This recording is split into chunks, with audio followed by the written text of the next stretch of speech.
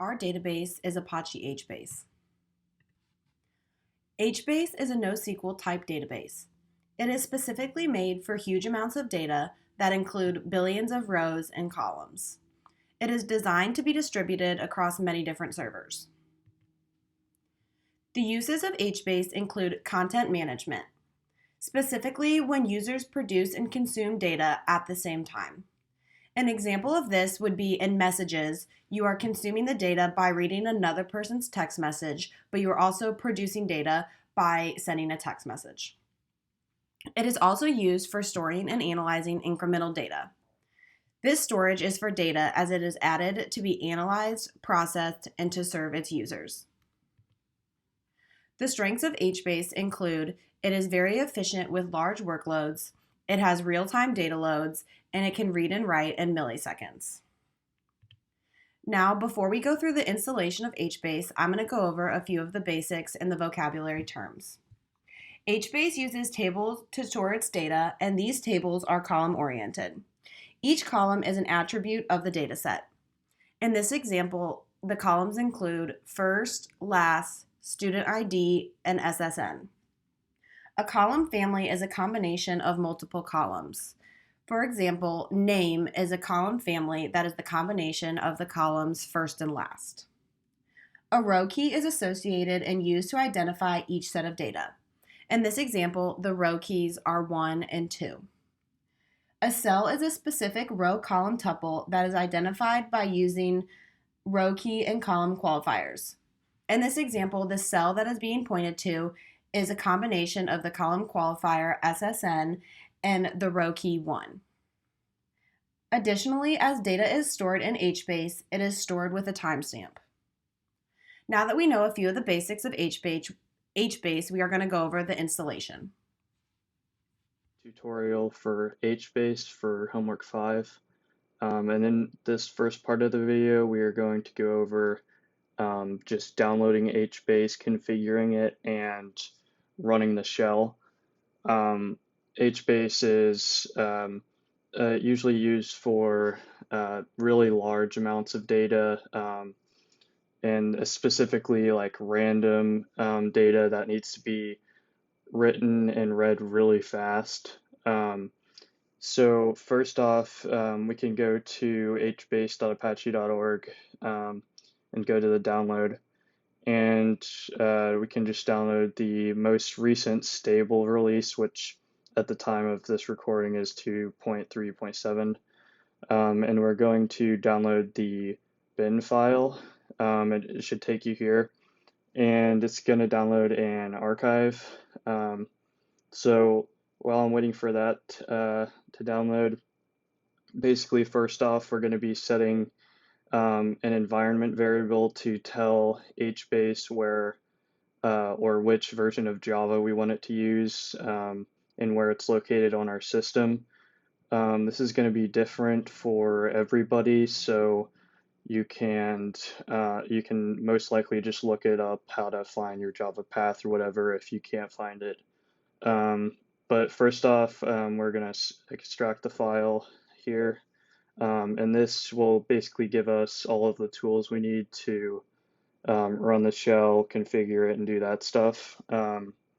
So the next part is we're going to go into the terminal, and we're going to do cd hbase 2.3.7.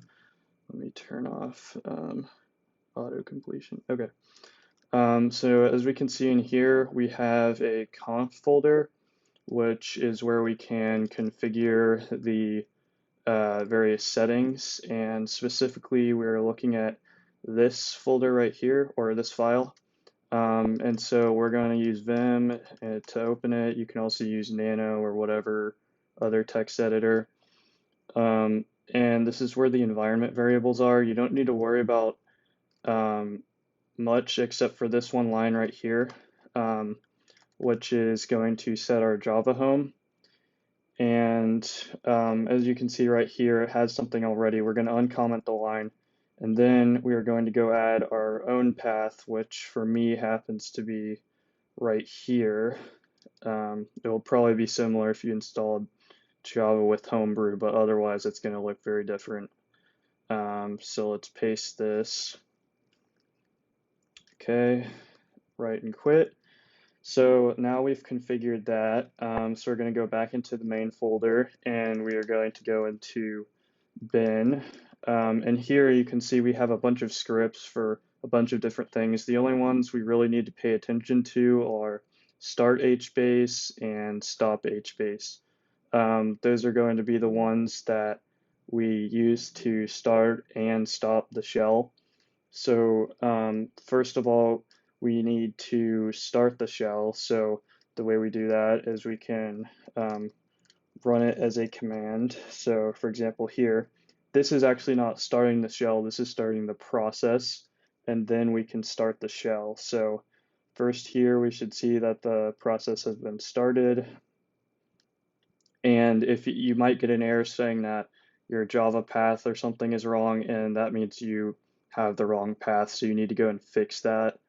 And just by the way, you need the at least Java 8 on your machine in order to use this.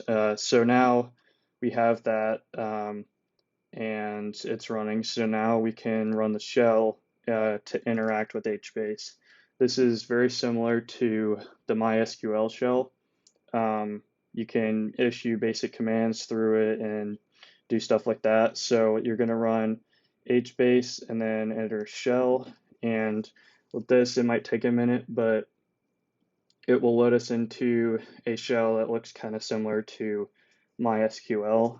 And so once this starts, I'll show you some basic commands, and then we'll go over exactly how to stop the process, because if we quit the shell, the process is still running. So usually we don't want it, running in the background when we're not using it. So here are just some basic commands we can see just by help.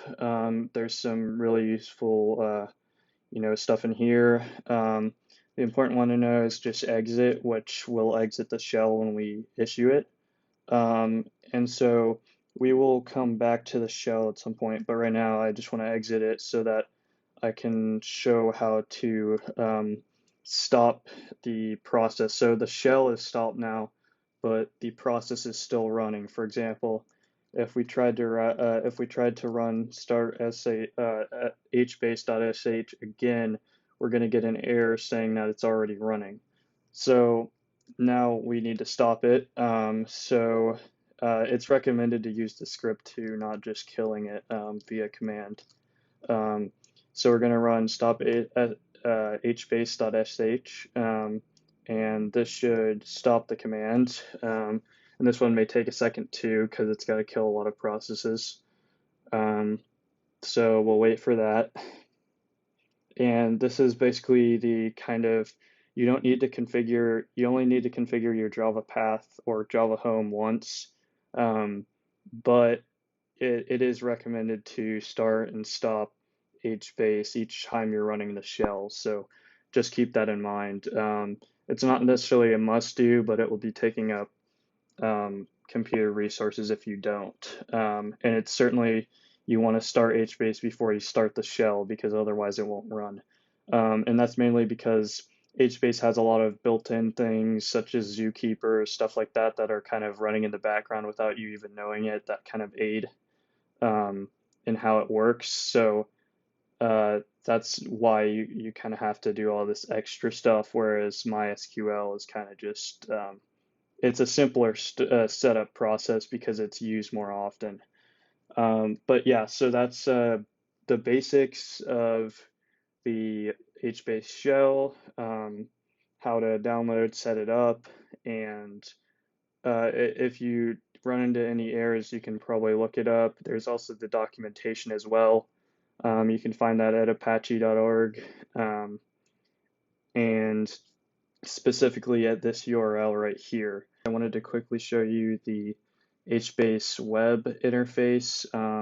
This will be on localhost 16.10, 16.0.10, and it just shows a lot of information. It's not really necessary, but I just wanted to show it. So it will have stuff, logs, stuff like that. So if you wanted to administrate an actual HBase database, this would be sort of what you can use to see a lot of things. Anyways, uh, right now I'm just going to show you some basic, very basic commands you can do in the HBase shell. And later on we'll go more into detail on those. So in this one, I'm just going to show basic create command syntax and a few commands to show kind of what things look like. So let's create an example table test one, and then so this is the table name right here, and we can follow that by column family names. So these can be named anything. It doesn't matter what they're named, but they're basically a collection of columns. So you're basically in a C syntax, like cf1 dot name, for example, would be like the name column. And this is just because HBase is made to handle a large amount of data. But let's, oh, we already have it. Okay, this already exists. So this is the basic syntax here.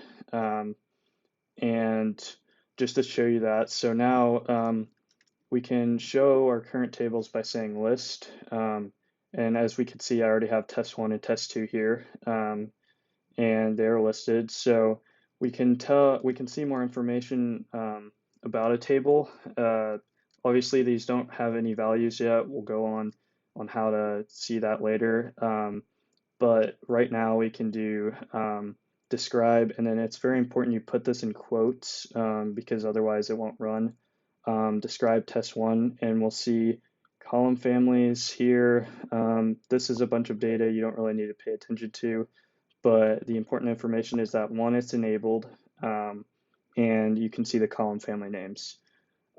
Later, when we go over values, we're also going to cover the scan command, which can show us the like rows and columns in the table. And as of right now, we do not have anything yet. So this is just very basic, how to see what you're doing kind of commands.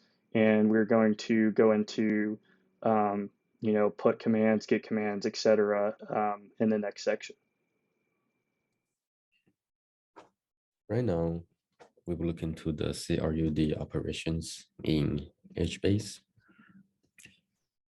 First, to create a table, you simply type create with table name.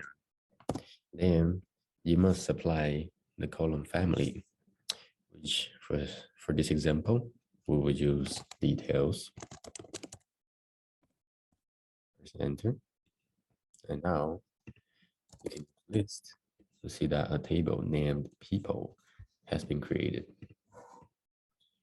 To see the contents of the table, you can use scan with the table name, which shows you that the table is currently empty. To insert values into the table, you may use put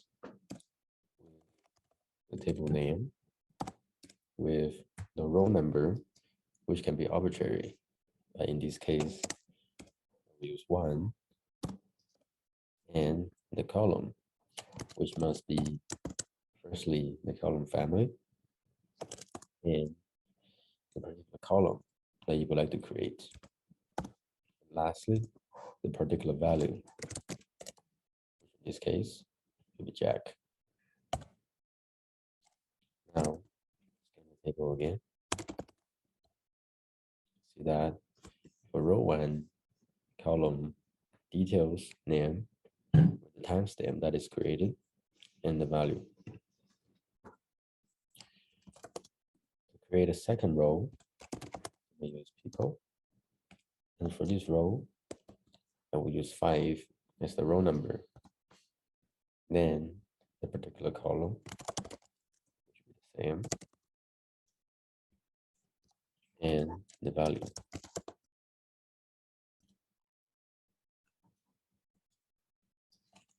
The table again. You see that row 5 For the column name, you have the value Mary. If you would like to create a new column, you can simply perform the same operation, but for the details, you will use a new column name and provide a value. Then you will set that for row 1.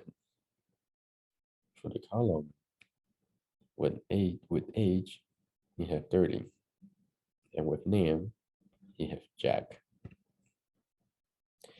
If you would like to update the particular value in a cell, you can simply use could and perform the same operation for the particular row and for the particular column. And lastly, the new value that you would like to input. And the table again, you will see that for row 1, its name has been changed to the new value and is overwritten. To fill the particular value of a cell, you can also use get table name and the row number. Lastly, the column name. Or just the row number, just the row number.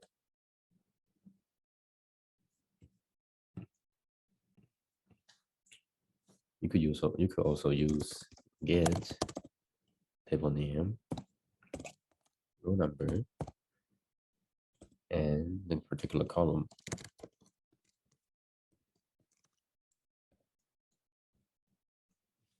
And it returns you the particular cell. To delete the value of a particular cell, we use delete table name, row number, and the column.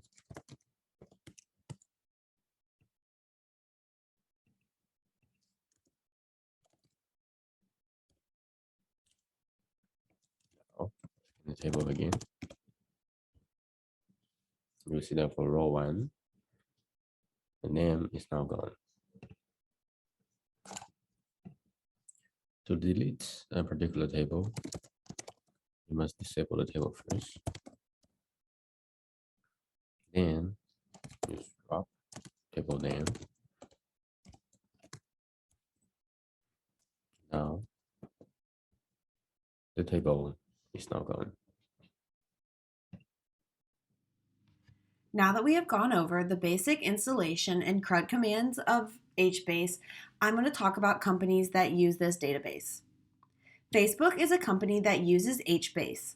They use it to run their message infrastructure within the app, and they do it because Hbase provides a timestamp, and they are also able to do an inbox search on users. Facebook also uses Hbase to count and store likes data. They utilize the scalability and performance of large workloads that Hbase provides. They also use auto load balancing. Another company that uses Hbase is Twitter. They use it to store production backend transactional tables. They also use it for cluster-wide monitoring or performance tables. They utilize the read-write backups in real time of Hbase. They also use user logs and search by users based on their row key. Visa is the third company that uses Hbase. They use it for transaction history services, and also they used it to add mobile wallet options. They utilize the read-write backups in real time of Hbase, and they also use efficiency with large workloads that it provides. Now that we have talked about companies that use Hbase, I'm going to compare Hbase to other SQL technologies. Reading and writing adhere to immediate consistency, which is better compared to the eventual consistency in Cassandra. Additionally, master-slave architecture can be a performance bottleneck since failing from one HMaster to another can take a very long time. whereas Cassandra is a better choice as an always available system.